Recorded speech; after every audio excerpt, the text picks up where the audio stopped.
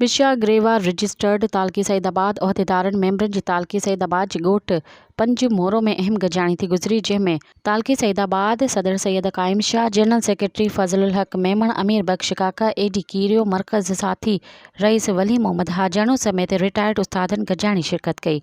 इन मौके ते ग्रेवा रजिस्टर्ड तालकी सईदाबाद जे उहदेदारनि मेंबरनि मीटिंग में